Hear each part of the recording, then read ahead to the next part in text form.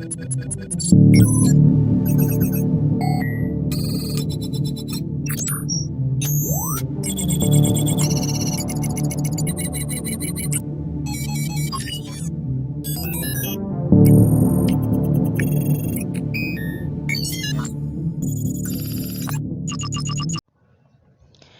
situation, typically one involving opposing parties, in which no progress can be made.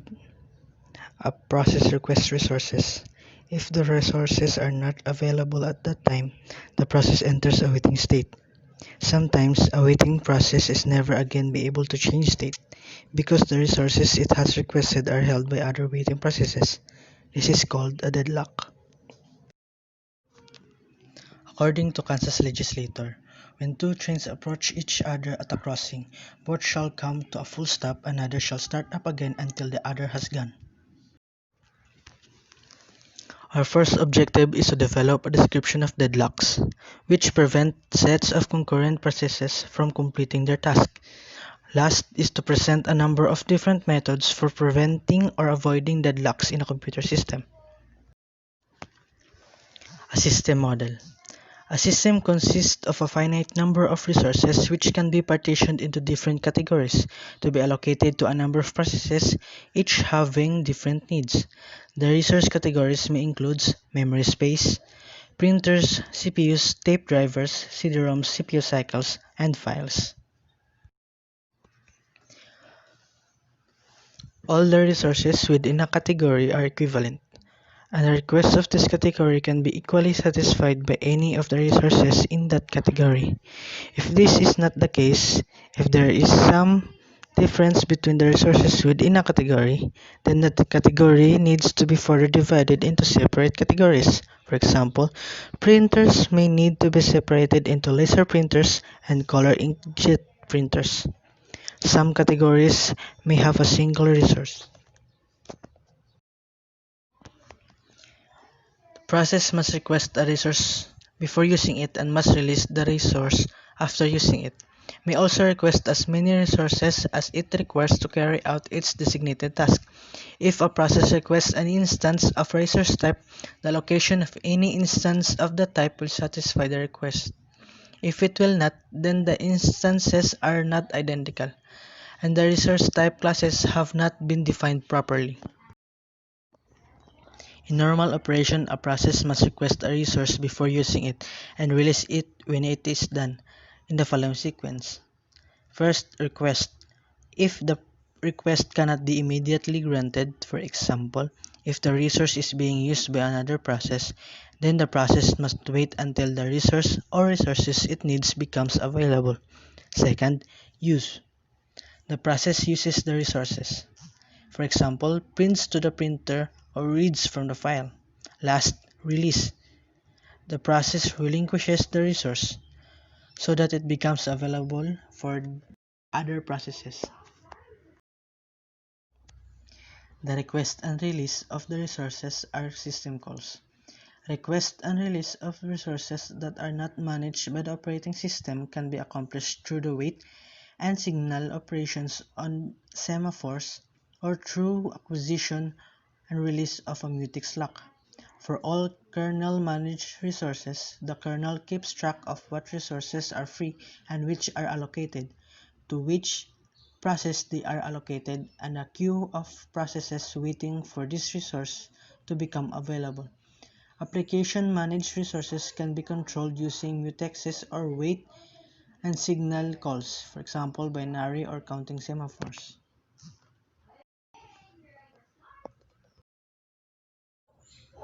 A set of processes is deadlocked when every process in the set is waiting for a resource that is currently allocated to another process in the set, and which can only be released when the other waiting process makes progress.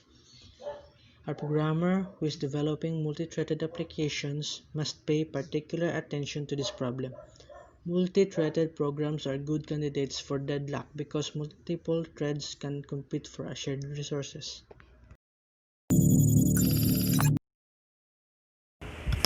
And now we'll proceed to the section 7.2 Deadlock Characterization. In a deadlock, processes never finish executing and system resources are tied up, preventing other jobs from starting. Before we discuss the various methods for dealing with the deadlock problem, we'll look more closely at features that characterize deadlocks. So there are, in a deadlock situation can arise if the following 4 conditions hold simultaneously in a system. First is mutual exclusion. At least one resource must be held in a non-shareable mode. Only one process at a time can use the resource. If another process requests that resource, the requesting processes must be delayed until the resource has been released. So here's an example of deadlock with mutex locks. Let's see how deadlock can occur in a multi-threaded p-thread program using mutex locks. So first is create and initialize the mutex lock. So p-thread mutex t first mutex, p-thread mutex t second mutex, then p-thread mutex init first mutex. Next, two threads, thread 1 and thread 2 are created, and both these threads have access to both mutex locks. Thread 1 and thread 2 run in the functions do work 1 and do work 2 respectively as shown below. Thread 1 runs in this function. So suppose kani void do work 1 na, then ang 2 dayon is there is a void do work 2 nasa right side. So in this example, thread 1 attempts to acquire the mutex locks in the order first mutex, second mutex, while thread 2 attempts to acquire the mutex locks in the order second mutex, first mutex. So probably sila. Deadlock is possible if thread 1 requires first mutex while thread 2 requires second mutex. Note that even though deadlock is possible, it will not occur if thread 1 can acquire and release the mutex locks for the first mutex and second mutex before thread 2 attempts to acquire the locks. And of course, the order in which the threads could run depends on how they are scheduled by the CPU scheduler. So the second condition is hold and wait. A process must be holding at least one resource and waiting to acquire additional resources that are currently being held by other processes. So kaya siya maka-acquire no kung mahuman na acquire po ng uban like yung ulatan ganun. Third condition is no preemption. Resources cannot be preempted. A resource can be released only voluntarily by the process holding it after that process has completed its task. So the fourth condition is circular wait. For example, a set P0, P1 to Pn of waiting processes must exist such that P0 is waiting for a resource held by P1, P1 is waiting for a resource held by P2, while Pn is waiting for a resource held by Pn, and Pn is waiting for a resource held by P0. So cycle gid siya no. So P sa P0 nag-wait kay P1, P1 nag-wait kay P2, and so on. So pag pinakalasan, mabalik na pud sa 0. Resource allocation graph. Deadlocks can be described more precisely in terms of a directed graph called a system resource allocation graph. This graph consists of a set of vertices V and a set of edges E. The set of vertices V is partitioned into two different types of nodes. P is equals to P1, P2 to Pn, the set consisting of all the active processes in the system. And R is equals to R1, R2 to Rn, the set consisting of all resource types in the system. A directed edge from process P1 to resource type Rj is denoted by Ri to Rj. It signifies that process Pi has requested an instance of resource type Rj and is currently waiting for that resource. A directed edge from resource type Rj to process Pi is denoted by Rj to Pi. It signifies that an instant of resource type Rj has been allocated to process Pi. A directed edge Pi to Rj is called a request edge. Kaya nag-request ang Pi og resource sa Rj. A directed edge Rj to Pi is called an assignment edge, which is, since nag-request man si Pi kay Rj, so pag amot na kay Rj, i-assign na din niya kay Pi. sa katong yung request di bali. Pictorially, we represent each process PI as a circle and each resource type RJ as a rectangle. So, one example na. The resource allocation graph shown in figure 7.2 depicts the following situation. So, as you can see, P1 na, R2, R1, R3, so mga lugar na sila.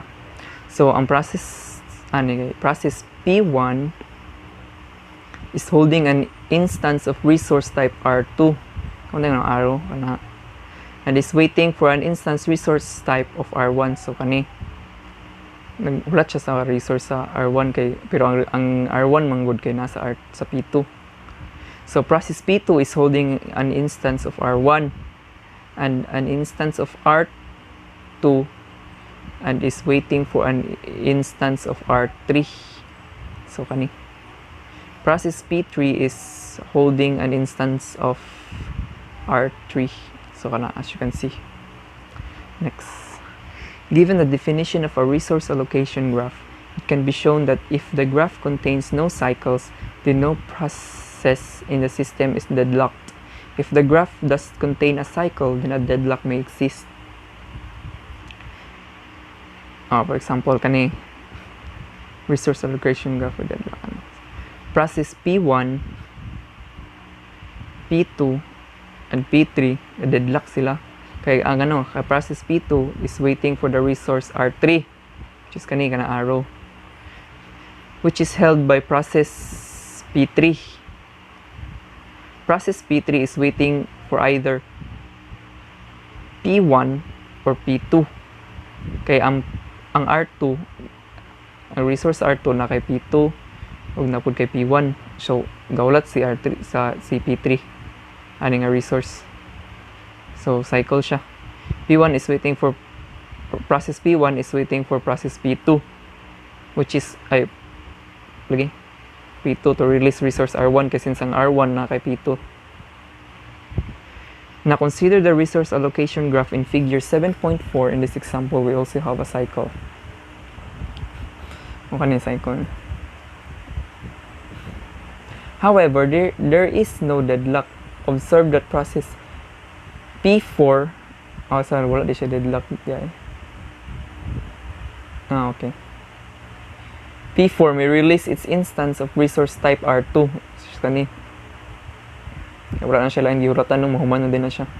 That resource can be allocated to P3 since ka nag-request man si P3 og resource kay R2.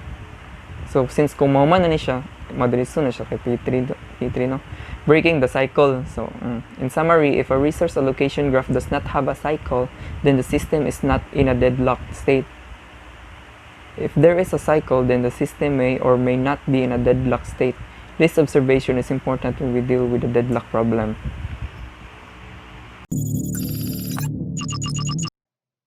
Methods for handling deadlocks. As discussed previously, deadlocks is a situation where the process it has requested is held by other waiting processes. So generally speaking, there are three ways to handle a deadlock problem. First is to use a protocol to prevent or avoid deadlocks, ensuring that the system will never enter a deadlock state.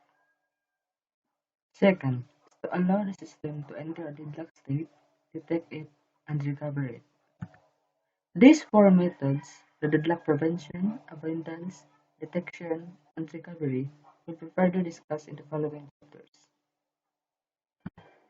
And lastly, is to ignore the problem altogether and pretend that deadlocks never occur in the system. The third solution is the one used by most operating systems, including Unix and Windows. It is then up to the application developer to write programs that handle the deadlocks.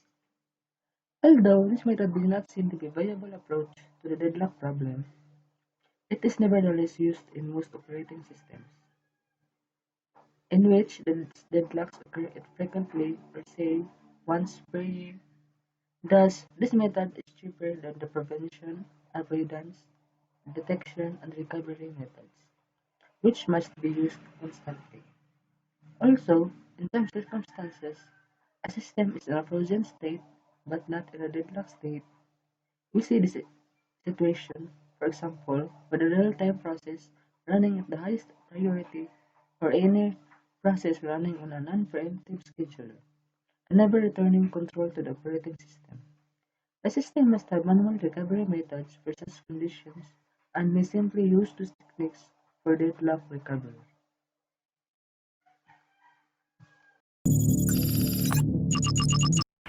In section 7.4, we will tackle about deadlock prevention.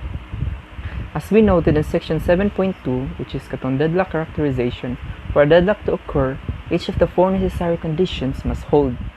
By ensuring that at least one of these conditions cannot hold, we can prevent the occurrence of a deadlock. We elaborate on this approach by examining each of the four necessary conditions separately. First condition is mutual exclusion. The mutual exclusion condition must hold for non-shareable resources. For example, a printer cannot be simultaneously shared by several processes. Shareable resources, in contrast, do not require mutual exclusive access and thus cannot be involved in a deadlock.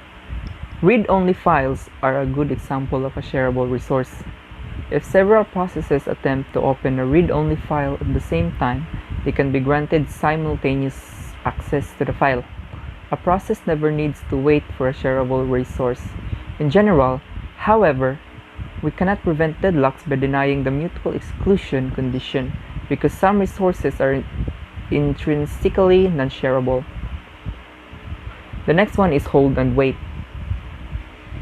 To ensure that the hold and wait condition never occurs in the system, we must guarantee that whenever a process requests a resource, it does not hold any other resources.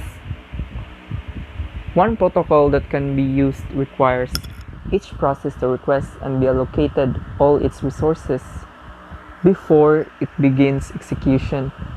We can implement this provision by requiring that system calls requesting resources for a process precede all other system calls. An alternative protocol allows a process to request resource only when it has none. A process may request some resources and use them before it can request any additional resources.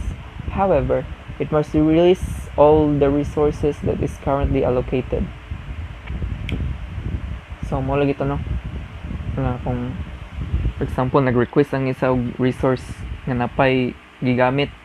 So, kailangan siya magulat nga i-release to niya nga resource ayan niya makuha. So, to illustrate the difference between these two protocols, we consider a process that copies data from a DVD drive to a file on disk, sorts the file, and then prints the result to a printer. If all resources must be requested at the beginning of the process, then the process must initially request the DVD drive, disk file, and printer. It will hold the printer for its entire execution, even though it needs the printer only at the end.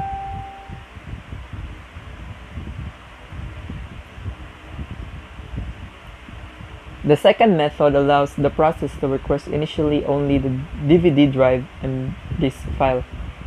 It copies from the DVD drive to the disk and then releases both the DVD drive and the disk file. The process must then again request the disk file and the printer. After copying the disk file to the printer, it releases these two resources and terminates. Both these protocols have two main disadvantages. First, resource utilization may be low, since resources may be allocated but unused for a long period. In the example given, for instance, we can release the DVD drive and disk file, and then again request the disk file and printer, only if we can be sure that our data will remain on the disk file. Otherwise, we must request all resources at the beginning for both protocols. Second, starvation is possible. A process that needs several popular resources may have to wait indefinitely because at least one of the resources that it needs is always allocated to some other process. The next one is no preemption, which is the third necessary condition for deadlocks is there be no preemption of resources that have already been allocated. To ensure that this condition does not hold, we can use the following protocol. If a process is holding some resources and requests another resource that cannot be immediately allocated to it, the process must wait. Then all resources the process is currently holding are preempted. In other words, these resources are implicitly released. The preempted resources are added to the list of resources for which the process is waiting. The process will be restarted only when it can regain its old resources as well as the new ones that it is requesting. Alternatively, if a process requests some resources, we first check whether they are available. If they are, we allocated them. If they are not, we check whether they are allocated to some other process that is waiting for additional resources. If so, we preempt the desired resources from the waiting process and allocate them to the requesting process. If the resources are neither available nor held by a waiting process, the requesting process must wait. While it is waiting, some of its resources may be preempted, but only if another process requests them. A process can be restarted only when it is allocated the new resources it is requesting and recovers any resources that were preempted while it was waiting. This protocol is often applied to resources whose state can be easily saved and restored later, such as CPU, registers, and memory space. It cannot generally be applied to such resources as printers and tape drives. The last one is circular wait. The fourth and final condition for deadlocks is the circular wait condition. One way to ensure that this condition never holds is to impose a total ordering of all resource types and to require that each process request resources in an increasing order of enumeration. So example, R is equals to R1, R2 to Rm. Be the set of resource types. So resource types, na siya. We assign to each resource type a unique integer number, which allows us to compare two resources and to determine whether one precedes another in our ordering. Formally, we define a one-to-one function, f(r) to n, where n is the set of natural numbers. For example, if the set of resource types R includes tape drives, disk drives, and printers, then the function f might be defined as follows. So f tape drive is equals to 1, for example, f disk drive is equal to 5, f printer is equals to 12. We can now consider the following protocol to prevent deadlocks. Each process can request resources only in an increasing order of enumeration. A process can initially request any number of instances of a resource type, say Ri.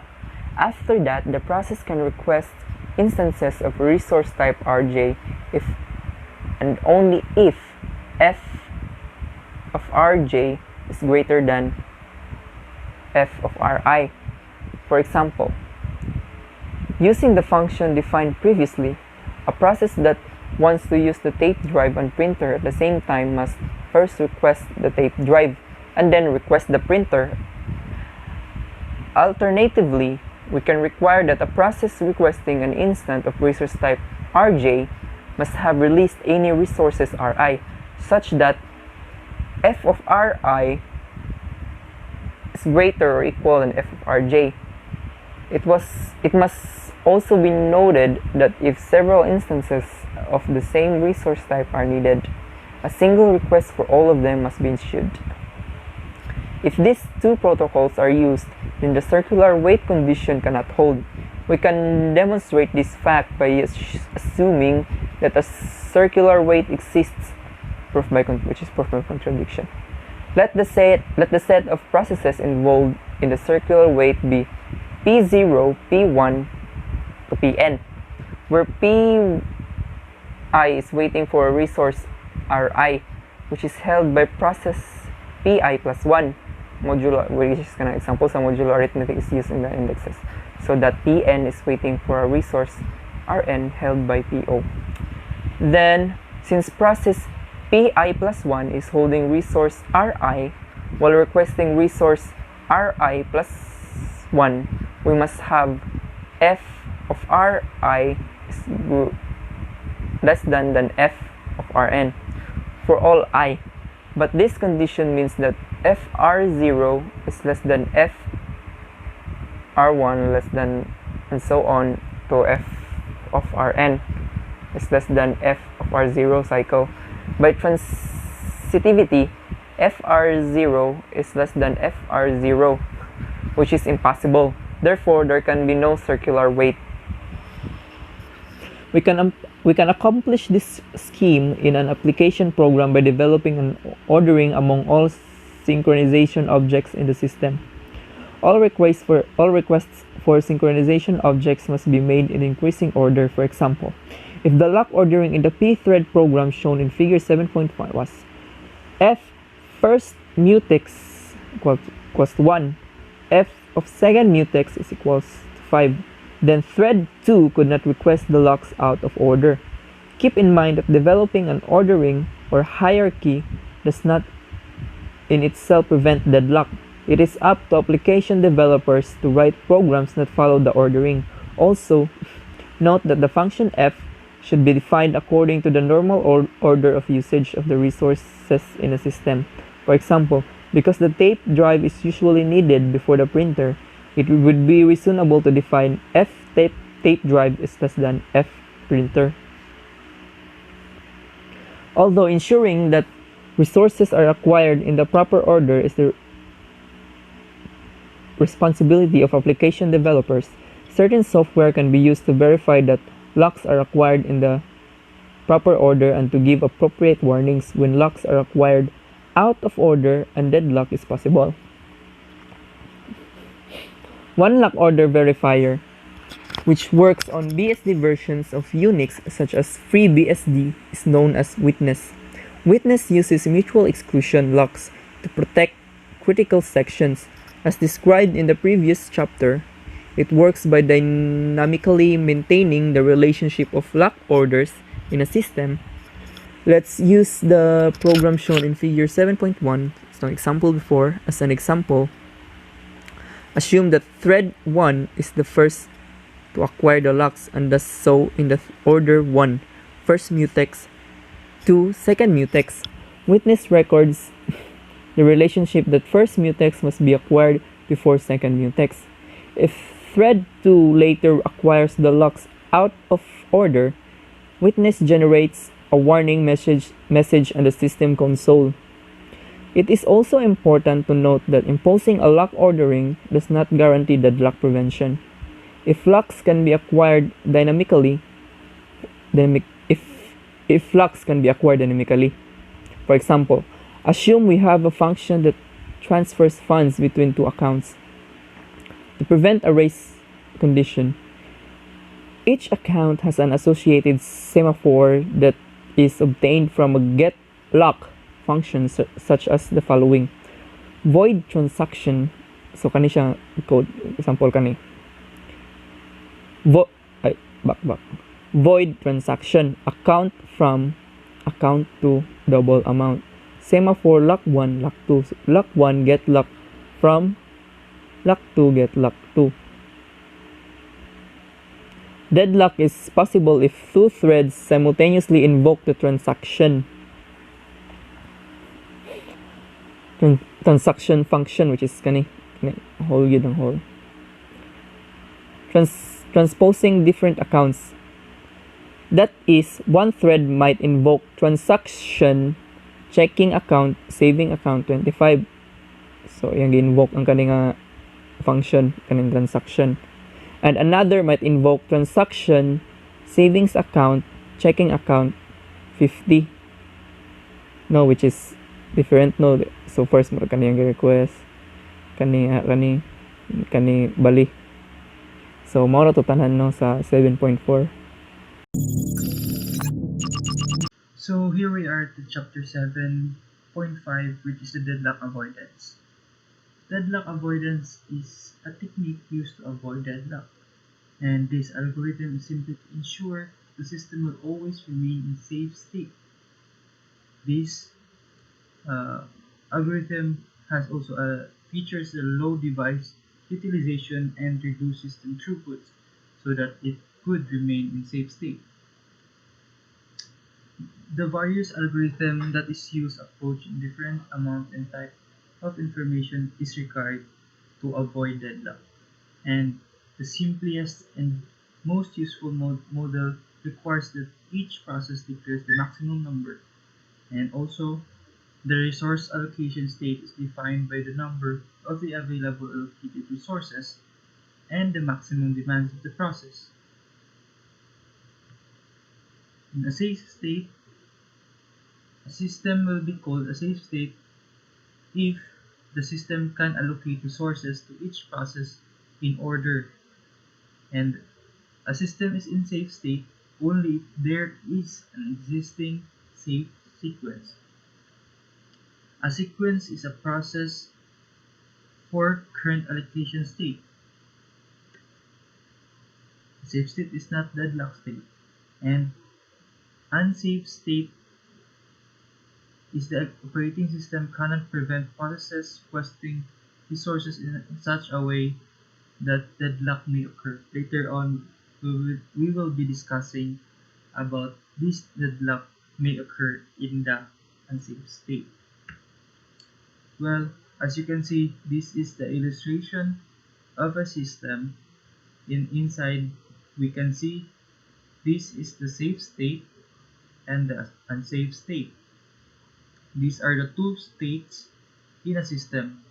And under the unsafe state, here we can see the deadlock. Deadlock may occur in unsafe state only. So it's not immediately that the deadlock is happening in unsafe state, but rather deadlock may occur in the future if the system is in unsafe state. This idea is simply to ensure that the system will always remain in safe state. This is whenever a process requests resource that is currently available. The system must decide whether the resources can be allocated immediately or whether the process must wait. So here we are in the resource allocation graph algorithm. We can see a set of vertices and edges which is visible in this area. So a new type of edge called claim edge. This is the claim edge. As you can see, this is the dashed line arrowed processes to its resources. R indicates for resources and P indicates for its process. Well, if we can see, there will be an assignment edge that it requests to process. If this one requests to make a process, this could be called as an assignment edge. Next one is the request edge. That request will be followed by the process. Will be able to process first, and then the kernel may request for our resources. So a claim edge indicates the process P may request resources Rj at some time in the future. So this is called the claim edge. The claim edge is simply asking for a request in the future. The next, this illustration, we consider the resource allocation graph. Suppose that P2 request R2. So P2 request to R2. So this may not be allocated since it will create a cycle in the graph. As mentioned, indicates that the system is in a safe state if the cycle may be found. Next, the edge resembles the request edge in direction but is represented in the graph by dashed line. When process P requests resource for deadlock avoidance, so if this process requested For this request for resources, this may not happen even though the resource is empty because it could lead for deadlock in the future. So the system will not allow this request, but instead it will be pending. Next algorithm will be the bunkers algorithm. This is applicable such a system but less efficient than resource allocation graph scheme. Its name is taken from its purpose to be used in banking system to ensure that the bank never allocate its available cash in a way it could no longer satisfy a customer. When a process enters the system, it must declare its maximum number of instances of each resources type that it may need. This number may not exceed the total number resource in the system. Several data structures must be maintained implementing the banker's algorithm. These data structures encode the state of resource allocation system. So here's what we need in the banker's algorithm. We need the following data structure where n is the number of processes in the system and m is the number of resources types. These are the available vectors. Length m indicates the number of available resources of each type. If available j equals to k, then k instance resource type r are available. Next is the max, which is the maximum of a matrix which defines the maximum demand of each processes. If max indicates as I and j is equals to k, then the process P1 may request at the most k instances of resource type R1. So the allocation is the next. An 11x matrix defines the number of resources of each type currently allocated to each processes of allocation I and j equals to LC. Then process P1 is currently allocated in a C instance of resource type RJ. And lastly, the need. An NXM matrix indicates the remaining resources needed each process. If need ij equals to k, then process P may need k more instances of resource type R1 complete task. Note that need ij equals to max of ij and allocation of ij. This data structure vary over time in both size and value. Well, if these things could a little bit confusing, I already provided some YouTube videos and discussion so that these can be clarified.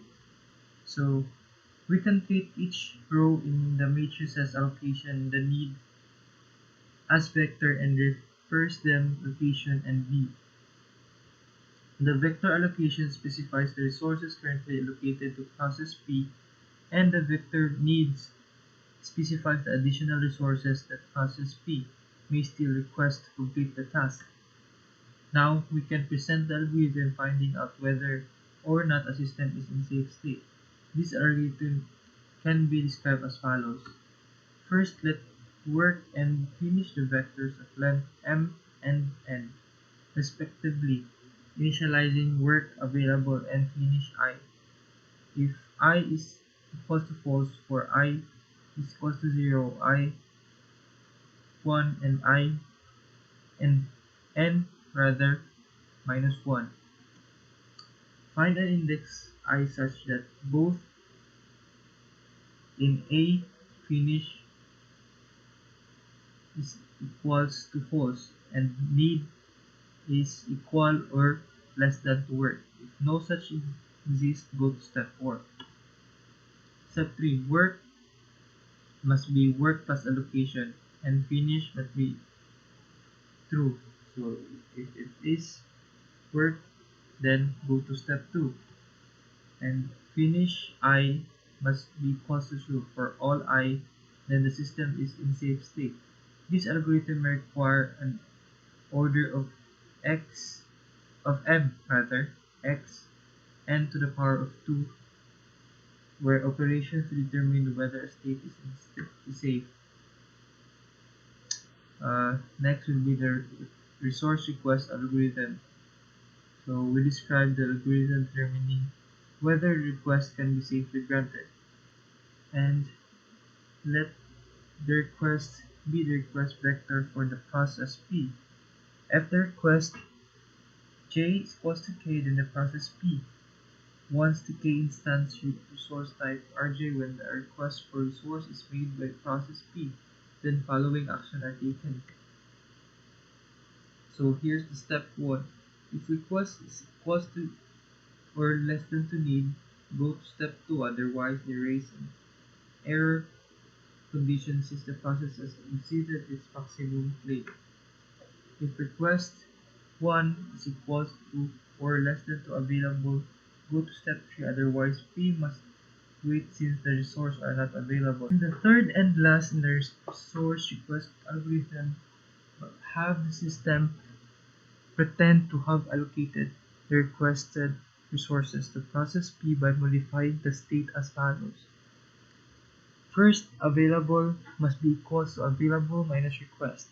Second will be allocation must be allocation plus request. And lastly, need must be equals to need minus the request. So if the resulting resource allocation state is safe, the transaction is complete, and the process P is allocated its resources. However, if the new state is unsafe, the P must wait for the request and old resource allocation state is restored.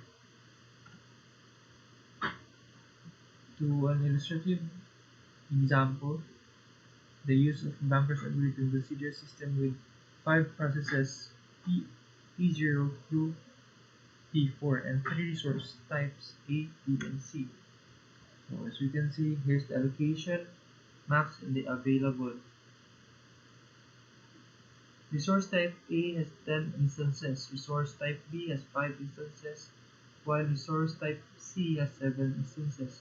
Suppose that at time t is equal to 0, the following snapshot of the system has been taken. The content of the matrix need is defined to be max. Allocation is seen to be as follows. So here is the need and this is the matrix. Indeed, the sequence is less than to P1, P3, P4, and P2 in PO. Satisfy the safety criteria.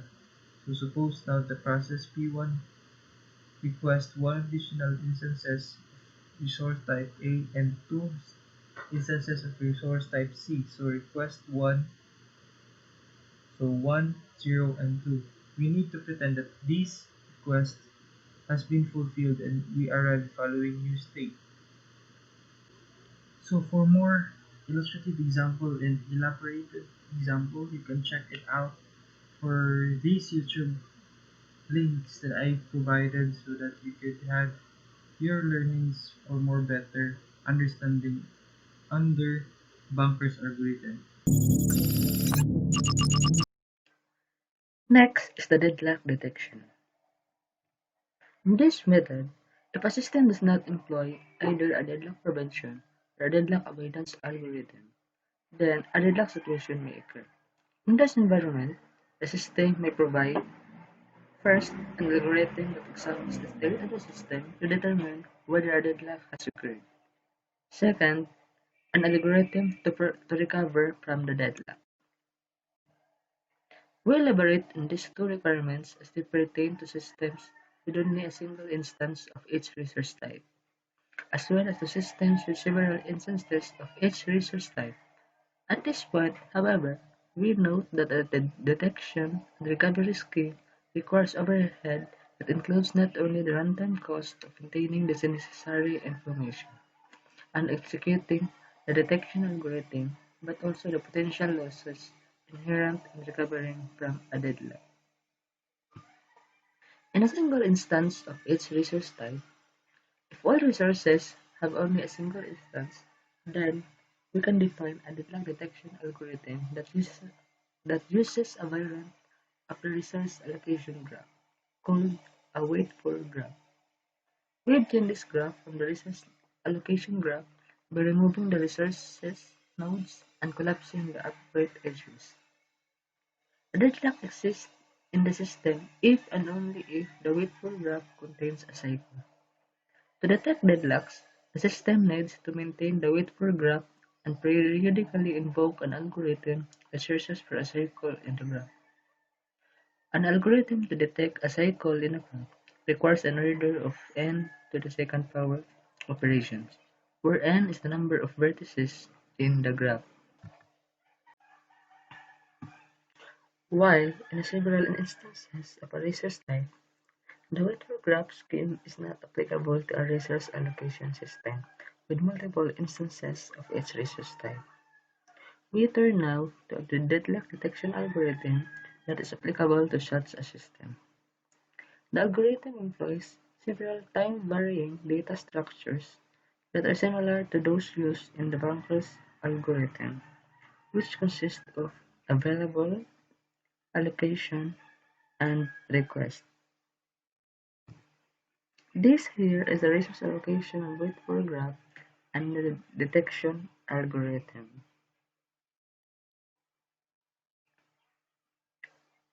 The deadlock detection algorithm. To illustrate this algorithm, we consider a system with 5 processes P0 through P4 and 3 resource types A, B, and C. Resource type A has 7 instances, resource type B has 2 instances, and resource type C has 6 instances. Suppose that at time 0, we have the following resource allocation state. We claim that the system is not in a deadlock state. Indeed, if we execute our algorithm, we will find that the sequence results in finish, which is true for all I. Suppose now that P2 makes one additional request for an instance of type C. The request matrix is modified as follows. We claim that the system is now deadlocked, although we can reclaim the resources held by process PO. The number of available resources is not sufficient to fulfill the request of other processes. Thus, a deadlock exists consisting of processes P1, P2, P3, and P4. Now, when should we invoke the detection algorithm? Well, the answer depends on 2 factors. How often is a deadlock likely to occur? And how many processes will be affected by deadlock when it happens? If deadlocks occur frequently, then the detection algorithm should be invoked frequently. Resources allocated to a deadlock processes will be idle until the deadlock can be broken. In addition, the number of processes involved in the deadlock cycle may grow.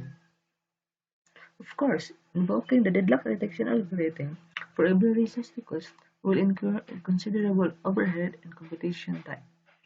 A less expensive alternative is simply to invoke the algorithm at defined intervals. For example, once per hour or whenever CPU utilization drops below 40%, which is a deadlock eventually cripples system throughput and causes CPU utilization to drop. If the detection algorithm is invoked at arbitrary points in time, the resource graph may contain many cycles. In this case, we generally cannot tell which of the many deadlock processes cause the deadlock.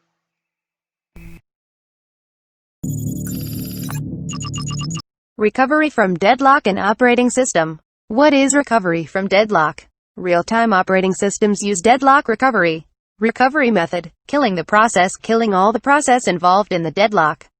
Killing process one by one. After killing each process, check for deadlock again. Keep repeating the process till system recover from deadlock. What is deadlock? In an operating system, a deadlock occurs when a process or thread enters a waiting state because a requested system resource is held by another waiting process, which in turn is waiting for another resource held by another waiting process. Deadlock example: a process which copies files from one tape to another generally requires 2 tape drives. A set of processes or threads is deadlocked when each process or thread is waiting for a resource to be freed which is controlled by another process. Here is an example of a situation where deadlock can occur. Process termination. To eliminate the deadlock, we can simply kill one or more processes. For this we use 2 methods. A. Abort all the deadlocked processes. Aborting all the processes will certainly break the deadlock, but with a great expenses. The deadlocked processes may have computed for a long time and the result of those partial computations must be discarded and there is a probability to recalculate them later. B. Abort one process at a time until deadlock is eliminated. Abort one deadlocked process at a time, until deadlock cycle is eliminated from the system. Due to this method, there may be considerable overhead, because after aborting each process we have to run deadlock detection algorithm to check whether any processes are still deadlocked. Number 2. Resource preemption. To eliminate deadlocks using resource preemption, we preempt some resources from processes and give those resources to other processes. This method will raise 3 issues.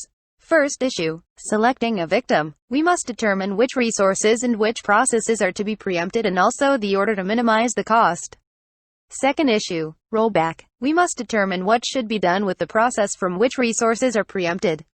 One simple idea is total rollback. That means abort the process and restart it. And the last issue is starvation. In a system, it may happen that same process is always picked as a victim. As a result, that process will never complete its designated task. This situation is called starvation and must be avoided. One solution is that a process must be picked as a victim only a finite number of times.